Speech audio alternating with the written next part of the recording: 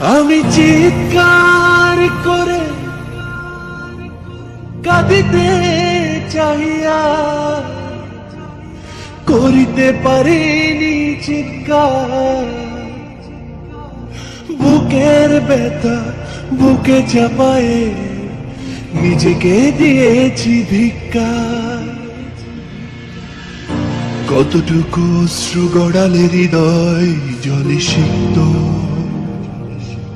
কত প্রদীপ শিখা জ্বালালে জীবন আলোয় দীপ্ত। কত ব্যথা বুকে চাপালে তাকে বলি আমি ধৈর্য।